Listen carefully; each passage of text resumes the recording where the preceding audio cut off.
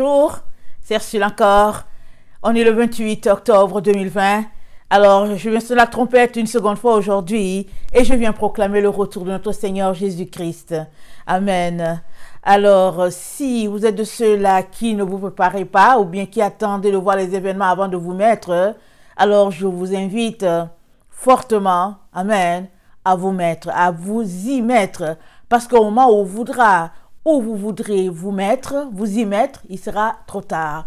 Pas trop tard dans le sens que, au fait, Jésus sera arrivé. Non, il sera trop tard dans le sens que il y a un temps, amen, que le Seigneur donne à tout un chacun pour pouvoir régler les choses, amen. Et quand on aime s'amuser avec lui, amen, quand on ne prend pas les choses du Seigneur au sérieux, à un moment donné, amen, il s'avance, amen, avec son projet et il continue son chemin, tout simplement. Et toi, tu auras le temps de courir après lui, amen. Et cela peut te prendre encore un autre temps, amen. Alors, il est donc très important que la crainte que nous avons, ou bien que nous disons avoir de lui, nous pousse à des actions drastiques pour notre Seigneur. Non pas que il veut tellement ces actions-là, mais au fait, c'est pour nous, au fait. Jésus, il a déjà vaincu. Il est déjà venu sur cette terre. Il a déjà vécu la vie qu'il devait vivre. Et il a reçu sa couronne. Amen. Il a gagné. Il est retourné au Père. Et il a dit tout est accompli. Et il l'a accompli pour que toi et moi puissions accomplir aussi notre part. Maintenant, si nous prenons plutôt notre énergie à des futilités et que ce qui est important, nous le laissons aller, nous le laissons au repos, alors vraiment on est en train de témoigner au fait notre manque d'intérêt envers ce Dieu-là ou bien notre négligence envers sa divinité envers nous. Amen. Donc vraiment je viens nous encourager à être de ceux-là qui sont prompts à obéir. Amen. Alors aujourd'hui je viens apporter un message que le Seigneur m'a donné hier. Amen. Le 27 octobre, hier matin. Il m'a dit que personne ne fasse de vous sa proie. Amen. Alors, ça se trouve dans Colossiens 2, le verset 1 à 15. On va le lire. Alors, comment peut-on être la proie de quelqu'un? Allons-y lire Colossiens 2, le verset 1 à 15. Et on va faire sortir les différents points. Amen. Alors, je veux en effet que vous sachiez combien est grand le combat que je soutiens pour vous et pour ceux qui sont à Laodicée, et pour tous ceux qui n'ont pas vu mon visage en la chair, afin qu'ils aient le cœur rempli de consolation, qu'ils soient unis dans la charité et enrichis d'une pleine intelligence pour connaître le mystère de Dieu, savoir Christ, mystère dans lequel sont cachés tous les trésors de la sagesse et de la science. Je dis cela afin que personne ne vous trompe par des discours séduisants, car si je suis absent de corps, je suis avec vous en esprit, voyant avec joie le bon ordre qui règne parmi vous et la fermeté de votre foi en Christ. Ainsi donc, comme vous avez reçu le Seigneur Jésus-Christ, marchez en lui, étant enracinés et fondés en lui et affermis par la foi, d'après les instructions qui vous ont été données, et abondez en actions de grâce. Prenez garde que personne ne fasse de vous sa proie par la philosophie et par une vaine tromperie, s'appuyant sur la tradition des hommes s'appuyant sur la tradition des hommes, sur les rudiments du monde et non sur Christ. Car en lui habite corporellement toute la plénitude de la divinité. Vous avez tous pleinement en lui, qui est le chef de toute domination et de toute autorité. Et c'est en lui que vous avez été circoncis d'une circoncision que la main n'a pas faite, mais la circoncision de Christ qui consiste dans le dépouillement du corps de la chair. Ayant été ensevelis avec lui par le baptême, vous êtes aussi ressuscités avec lui et vous êtes aussi ressuscités en lui et avec lui par la foi en la puissance de Dieu qui l'a ressuscité des morts. Vous qui étiez morts par vos offenses et par l'incirconcision de votre chair, il vous a rendus à la vie avec lui en nous faisant grâce pour toutes nos offenses. Il a effacé l'acte dont les ordonnances nous condamnaient et qui subsistait contre nous, et il l'a détruit en le clouant à la croix. Il a dépouillé les dominations et les autorités, et les a livrées publiquement en spectacle en triomphant d'elles par la croix. Amen. Donc voilà, Alors, le Seigneur a dit que personne ne fasse de vous sa proie. Et en lisant le passage, on se rend compte que ceux qui sont victimes, amen, ou ceux qui sont la proie de quelqu'un, très souvent ont été séduits par la personne, ou bien par toutes sortes de situations qui font que finalement ils sont pris au piège d'une personne donnée ou bien d'une organisation donnée. Et le Seigneur, quand les disciples lui ont demandé, Seigneur, quand viendra le temps de la fin? Amen. Le Seigneur Jésus a dit que nul ne vous séduise, parce qu'une fois que tu es séduit, tu ne verras jamais la fin. Tu ne la verras pas venir. Pourquoi? Parce que tu es dans un engrenage de mensonges. Et tu as des voiles devant, en avant de tes yeux. Tu es couvert de ténèbres et tu ne vois pas, amen, la lumière. Et tu ne vois pas les choses venir. Amen. Mais ceux-là qui sont en Christ, qui marchent dans la voie de Dieu, ils sont en train de se dépouiller de la chair à chaque jour. Et pendant que tu te dépouilles de la chair, tu vois, au fait, la lumière, en tout cas, ou bien, pendant que tu te dépouilles de la chair, amen, le voile qui nous sépare du monde spirituel devient très léger. Et on finit par voir de l'autre côté. On finit par comprendre, par saisir ce que Dieu est en train de faire. Alors que si tu es la proie de quelqu'un, tu es pris au piège de quelqu'un, finalement, tu t'en vas de séduction en séduction et tu es entraîné. Amen. Alors, c'est comme une boule de chocolat. Amen. Alors, on fait une boule avec des amandes. On la roule un peu dans la farine. Et après la farine, on la roule dans un chocolat. Et puis, quand tu vois, tu dis, le chocolat est bon. Mais à l'intérieur, souvent, hein, amen, surtout quand c'est le chocolat fait maison. Alors, il y a on le fait à base de noix de Grenoble, du sucre granulé, du beurre. À l'intérieur, il y a ça. Mais à l'extérieur, on voit juste le chocolat. Alors, si le chocolat, c'est les ténèbres, alors pendant que à l'intérieur de ta boule là, de chocolat, tu as les noix de Grenoble, tu as du beurre, tu as quelque chose qui est de couleur blanche, tu as ça. Mais tu n'arrives pas à voir au-delà. Parce que la boule qui est là, elle est enrobée de chocolat. Surtout s'il y a une couche, 2 couches, 3 couches, 4 couches. On ne sait pas combien de couches de chocolat. Alors, tu es là, tu es perdu là-dedans. Et puis, tu attends quelque chose dans ton monde imaginaire. Alors, tu t'imagines que Jésus est un Rambo là, qui va venir te secourir dans une situation, etc., etc. Mais il est important que tu comprennes que c'est à chacun de sortir du lien dans lequel il est. Et une fois que tu sors du lien dans lequel tu es, le Seigneur va venir à ton secours. Et à chaque lien que tu es en train de sortir, il vient t'aider. Amen. Si tu veux sortir de tes liens, il t'aidera. Mais si tu aimes tes liens, il te laisse aussi là-dedans. C'est une affaire de volonté. C'est une affaire d'amour. Amen. Alors si tu aimes Jésus, tu vas enlever toutes ces choses-là, toutes ces lianes-là qui t'empêchent de t'élever vers ton Seigneur. Amen. Mais si tu aimes tes liens et tes lianes et tes ficelles et tes nœuds dans lesquels tu es, tu vas demeurer dans tes nœuds. Et nous savons que j'ai déjà pris cet exemple-là plus d'une fois. Alors souvent, quand les enfants apprennent à marcher, il y en a qui sont vraiment fougueux. Alors à 8 mois, ils marchent déjà. 8-9 mois, ils marchent déjà. Moi, mes enfants marchaient très très tôt. Amen. Mais il y a d'autres, amen, ils restent là, et puis ils se grattent les fesses au sol, et puis au lieu de se lever, ils sont là, ils traînent. Bon, souvent, il y en a qui sont peut-être victimes de maladies et tout, mais ça, c'est pas ça qui est souhaité. Mais il y a d'autres enfants qui veulent un peu jouer au paresseux.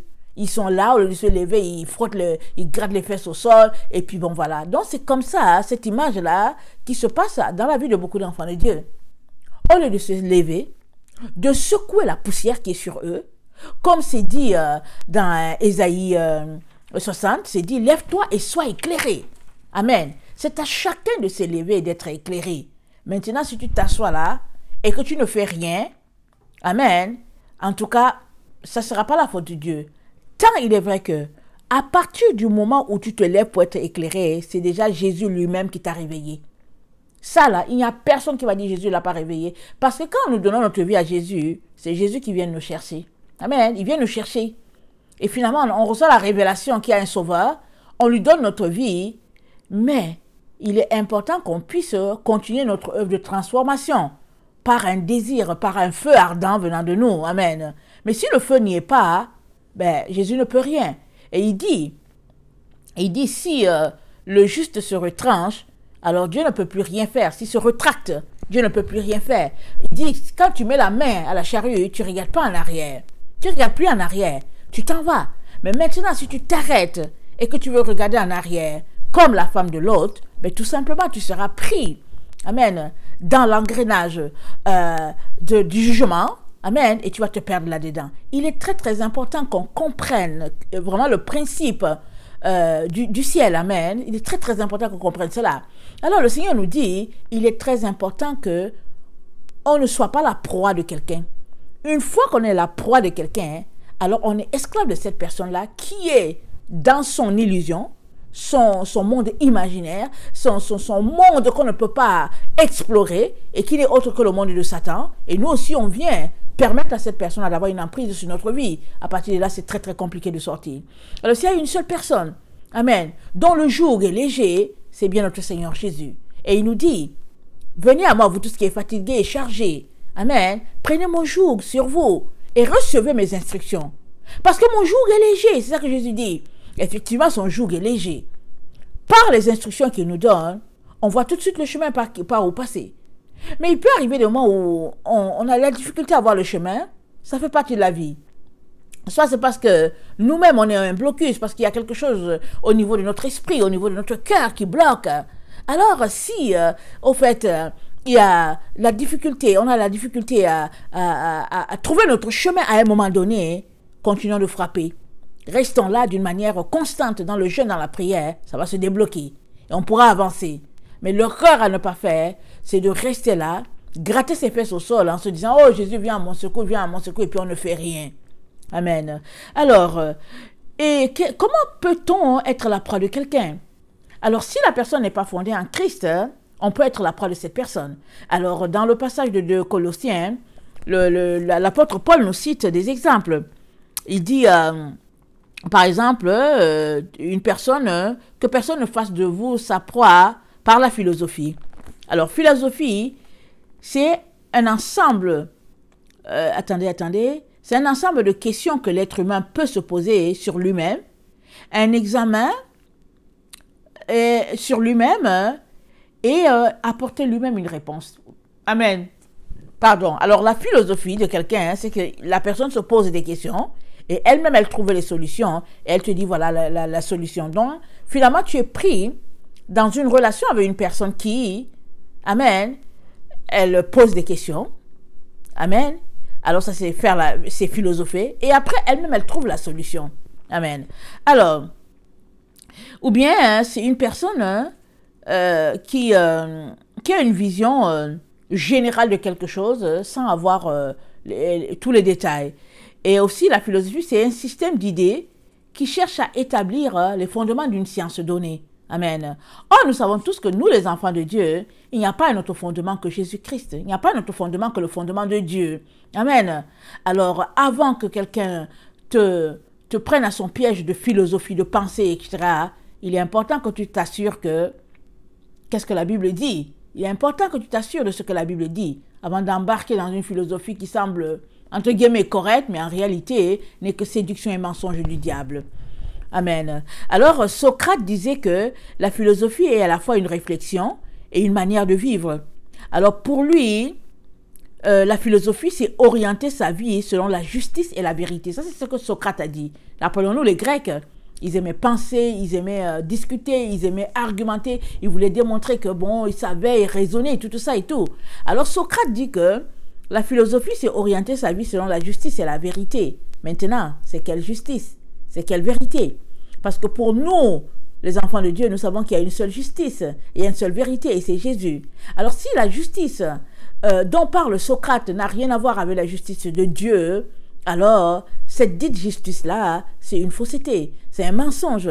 Or, nous savons tous que les Grecs, au fait, ils n'avaient rien de Jésus, jusqu'à ce que Jésus vienne et qu'ils aient la révélation par Paul, amen, qui est venu. Ben, ils couraient à leurs pensées, à leurs idées, ils étaient dans leur allégorie et puis leurs rêves, en tout cas, ils ont toutes sortes, je ne sais pas comment on appelle ça là, mais ils ont toutes sortes de dieux et puis, en tout cas, c'était des gens qui passaient le temps à philosopher. Amen. Alors, nous comprenons que la philosophie, ou bien nous comprenons que la justice dont Socrate parle, ou bien la vérité dont Socrate parle n'a rien à voir avec la vérité divine. Alors, donc, Osée nous dit, Osée 6, le verset 3 nous dit, connaissez Dieu. Si nous connaissons Dieu, nous n'allons pas nous embarquer dans une philosophie qui n'est pas de Dieu. Amen. Mais si nous ne le connaissons pas, évidemment, hein, nous serons attirés par différentes sortes de philosophies qui existent sur la terre. Et on va se dire que, ah oui, ça a l'air intéressant et tout. C'est pour cela que dans les différentes dénominations, en tout cas, on peut compter autant de philosophies qu'autant de dénominations. Maintenant, ce serait bien, ou bien autant de philosophies qu'autant de religions. Maintenant, c'est bien de s'arrêter et se demander, au fait, qu'est-ce que la Bible dit? Parce que nous savons tous que la Bible, c'est la parole de Dieu à ses enfants. Amen. Alors, Osée 6, le verset, je vais lire verset 1, et puis ça va aller jusqu'au verset 3. Venez, retournons à l'Éternel, car il a déchiré, mais il nous guérira. Il a frappé, mais il bandera nos plaies. Il nous rendra la vie dans 2 jours. Le 3e jour, il nous relèvera, et nous vivrons devant lui. Connaissons, cherchons à connaître l'Éternel. Sa venue est aussi certaine que celle de l'aurore. Il viendra pour nous comme la pluie. Amen. Comme la pluie du printemps qui arrose la terre. Amen. Alors nous savons tous que la pluie du printemps, c'est une pluie attendue. C'est une pluie quand ça tombe. En tout cas, c'est vraiment... En tout cas, c'est agréable parce qu'on sort de l'hiver et puis ça annonce que l'été arrive et tout. Alors, le prophète nous dit de connaître l'Éternel. Il dit, connaissons Dieu, sa venue est certaine.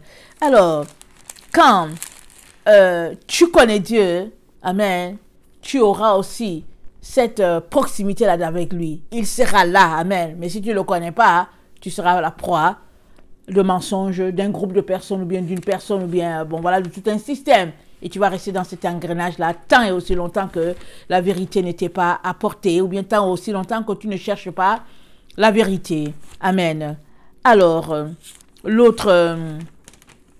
attendez. Je retourne, excusez-moi, je suis dans Colossiens 2.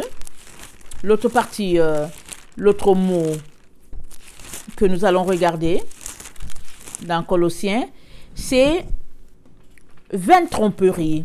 Alors, les tromperies, c'est le fait de tromper volontairement, d'induire quelqu'un en erreur. Alors, quelqu'un qui est trompé, c'est quelqu'un qui est victime d'imposture.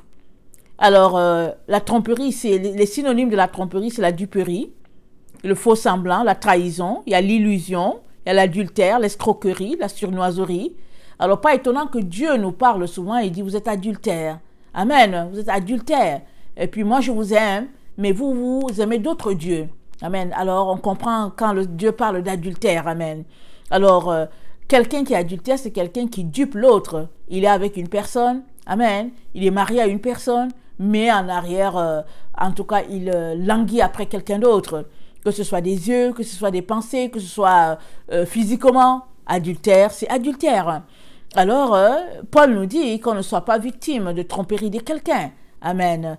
Or, nous savons que la Bible nous a mis en garde dans ce temps où nous sommes, un temps de séduction. Amen. Alors, la tradition des hommes, c'est la transmission des doctrines, des religions, morales, politiques. C'est de la légende. C'est des récits, des faits historiques, de génération en génération. Et il y en a plusieurs qui sont pris là-dedans. Amen. Alors, même Paul a mis en garde dans la parole. Il a dit aux Juifs, il a dit, je ne sais plus à quel groupe, là, il a dit de sortir de ces fables-là. Alors, il y a des fables qui sont racontées, on a l'impression que c'est vrai. Et puis, ça fait partie de notre culture. On grandit avec et on a l'impression que c'est vrai. Mais quand on va chercher au fond, non seulement elles sont vraiment erronées, mais tant et aussi longtemps qu'on ne les jette pas de notre vie, ils seront une zone d'obscurité sur notre chemin. Amen. Ils seront un voile dans notre esprit, nous empêchant d'aller plus loin. Amen. Comme, exemple, une personne qui grandit dans une tradition où un homme, il peut être polygame, exemple. Alors, il donne sa vie à Jésus, mais comme il a grandi dedans, exemple, il a vu son grand-père polygame, il a vu son père polygame, lui aussi, il grandit, et puis il devient chrétien. Mais il est hanté par cette pensée-là de, oui, pourquoi pas devenir polygame? Après tout, Abraham n'a-t-il pas eu une autre femme, etc., etc. Ça, là, c'est un lien. Alors, quand quelqu'un a un lien comme ça, il est très important que non seulement il décide de manière drastique, amen, de l'enlever de sa vie, mais qu'il se répète à tous les jours que il a une seule femme. Et puis ça, c'est une question de... tu quitteras ton père et ta mère, tu t'attacheras à ta femme et les deux deviendront une seule chair. Amen. Alors si tu es un homme et que tu as deux femmes, alors vous n'êtes plus une seule chair. Et tu vois bien que ça ne va pas avec, avec le plan de Dieu, parce que Dieu n'a pas donné à Adam deux femmes, il lui a donné une femme. Alors c'est un lien qu'il faudrait briser dans sa vie, par exemple. Amen. Alors les rudiments du monde, c'est ce qui est à la base. C'est des notions, c'est des connaissances élémentaires de notre monde. Et nous savons tous que nous vivons dans un système de Babylone. Babylone avait son système, amen, son économie, sa religion, sa manière de voir. Alors ça, c'est les rudiments de notre monde. Et Paul dit que nous ne soyons pas pris à cela.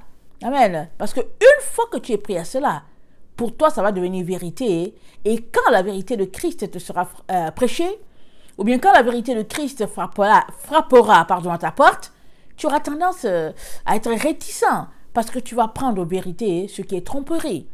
Et une fois que tu es dans cet engrenage-là, tu es pris au piège. Alors, il est très important qu'on puisse sortir par nous-mêmes de certaines choses qui ne glorifient pas Dieu. Et ça demande qu'on soit violent dans notre esprit. La Bible dit, le royaume de Dieu, ce sont les violents qui s'en emparent. Amen. Ça dit que tu t'assois là, tu regardes, tu te dis que ouf, si je passe de ce côté, je vais perdre mes amis. Si je passe de ce côté, je vais perdre ma famille. Mais si je les suis, je vais perdre Jésus. À toi de choisir. Et Jésus a souffert. Pourquoi ne voulons-nous pas souffrir? Jésus dit, il n'y a pas un serviteur qui est plus que son maître. Ce qu'ils ont fait à ton maître, ils te le feront à toi. S'ils ont aimé le maître, ils t'aimeront aussi. S'ils ont haï le maître, ils te haïront aussi. Ça fait partie de la game. Tu ne peux pas dire que, oh oui, moi j'aime Jésus, mais la partie souffrance, non, tu ne l'aimes pas. Si tu aimais Jésus, tu l'embrasserais avec tout ce qu'il est, et puis souffrance ou pas, tu aimes ton Jésus, c'est tout. Alors s'il faut que tu passes par un type de souffrance parce que tu aimes ton Jésus, eh bien, tu seras content d'avoir souffert pour la cause de ton Seigneur que tu aimes tant. Amen. Alors, Paul, qu'est-ce qu'il nous dit? Il dit, le verset 9, « Car en lui habite corporellement toute la plénitude de la divinité. » Tout ce qu'on peut trouver de divin se trouve en Jésus. Jésus, il est tout. Il est un et il est tout. Il est un avec le Père et il est tout. Tout ce que tu cherches là, tout l'accomplissement que tu aimerais, tout se trouve en Jésus. Alors, cherche Jésus et le reste viendra avec. Amen. C'est ça que Paul est en train de dire. Maintenant, attendez, je regarde mes notes.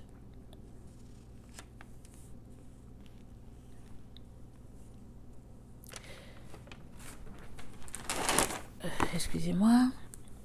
Alors, quelle est cette plénitude-là qui est en Jésus? C'est tous les trésors se trouvent, amen, dans ce trésor-là.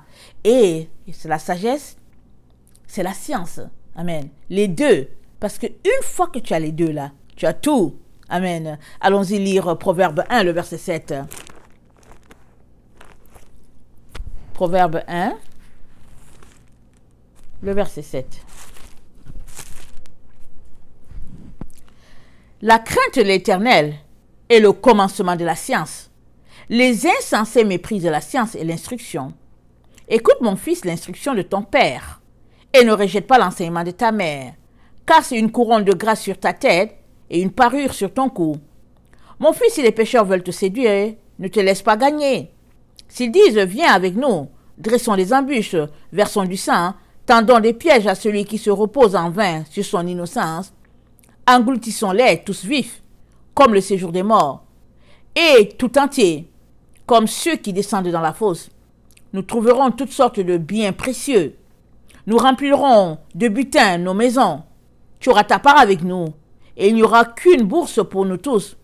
Mon fils, ne te mets pas en chemin avec eux.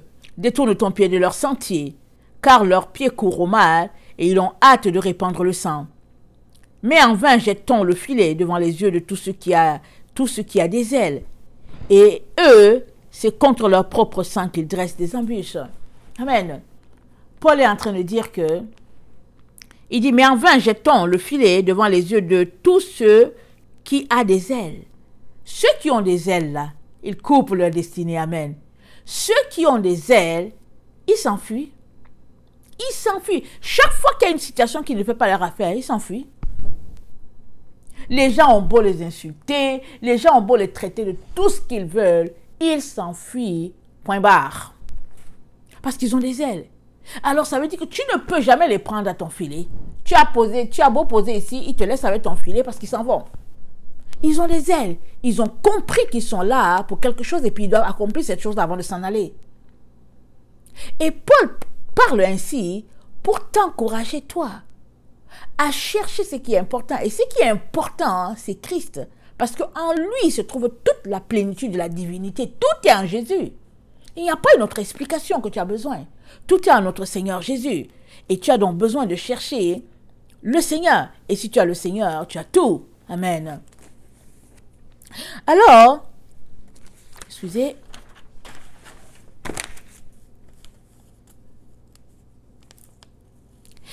Ça dit, Christ, le chef de toute domination, de toute autorité. Attendez, je vais le lire rapidement.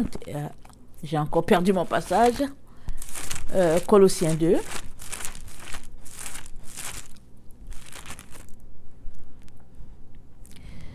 Alors le verset 10. Vous avez tout pleinement en lui, qui est le chef de toute domination et de toute autorité. Amen. Alors, ce passage est en train de nous dire que si Christ là est l'autorité de ta vie, alors tu n'as plus besoin d'une autre autorité sur ta vie. Tu n'as pas besoin d'un premier ministre pour te dire quoi faire. Tu n'as pas besoin de journaliste pour te dire. Tu n'as pas besoin de leader, de directeur. C'est Christ ton autorité. Et tu as une relation avec lui. Et tu auras les oreilles grands ouvertes quand il parle. Parce que tu es connecté à lui. Évidemment, si ton autorité est ailleurs, tu vas chercher à séduire l'autorité. Ou bien tu vas vivre, de séduction. Tu vas vivre d'illusion. Amen. Or, si Christ est ton autorité, alors tu as tout. Et en plus de cela, il n'y a rien que Christ peut te dire qui est différent de ce que la parole de Dieu dit. Tout est dans la parole de Dieu. Amen. Alors, vraiment, que le Seigneur puisse te donner, toi là qui m'as entendu, de vérifier si tu es victime, si tu es la proie de quelqu'un. Amen. La proie de quelqu'un, la proie d'une organisation, la proie d'un système, la proie au fait de tes propres pensées. Amen. Vérifie. Et s'il arrivait que tu es pris au piège, amen, de quelque chose, organise-toi pour en sortir. Amen. Parce que dans Éphésiens 6, c'est dit ceci, je vais le lire et puis je vais arrêter là. C'est dit dans Éphésiens 5, le verset 14, c'est dit, c'est pour cela qu'il est dit, réveille-toi, toi qui dors, relève-toi d'entre les morts, et Christ t'éclairera. À toi de te réveiller, à toi de te relever, et une fois que tu seras debout, d'abord réveillé et debout, alors Christ va t'envoyer tout le nécessaire pour que tes yeux s'ouvrent, ou bien que toi-même tu puisses décoller tes paupières. Amen. Alors que le Seigneur bénisse sa parole, et puis qu'il puisse nous donner, à vous et à moi, de continuer à le chercher et de nous assurer qu'on n'est pas pris à un piège à quelque part. Alors, si tu es quelqu'un qui ne connaît pas le Seigneur, je viens te dire que c'est Jésus qui sauve, ce n'est pas Bouddha. Bouddha ne peut pas te sauver. Ce n'est pas Mahomet, ce n'est pas les valeurs de Confucius, ce n'est pas les règles de conduite dans la franc-maçonnerie, toutes ces sectes-là, ça ne peut pas te sauver. Tout cela, ce n'est que ténèbres. La seule lumière qui existe dans notre monde, c'est Jésus, parce qu'il est la lumière et il nous a apporté la lumière. Et il nous a apporté la lumière pour que nous aussi nous soyons lumière. Maintenant, si nous avons la lumière et que nous la cachons, mais finalement notre lumière elle s'éteindra, elle deviendra obscurité et nous n'irons nulle part dans l'illusion dans laquelle on vit. Amen. Alors vraiment que le Seigneur puisse nous aider à démêler cela. Amen. Je prie que le Seigneur puisse nous aider à démêler cela. Et c'est une question de prière et c'est une question de volonté. Il faut venir chercher la face du Seigneur pour dire, Seigneur, j'aimerais aller plus loin, mais je sens que mes pieds sont lourds, je n'arrive pas à grimper la montagne, viens à mon secours. J'aimerais. Et là, tu lui montres ta bonne volonté, comment tu viens et comment tu veux aller plus loin. Amen. Et il t'aidera. Amen. Alors, que le Seigneur vraiment puisse démêler à votre esprit ce qui bloque. Voilà, je vous aime beaucoup. Et Dieu davantage. Soyez bénis. Maranatha, Jésus revient. Amen. Amen.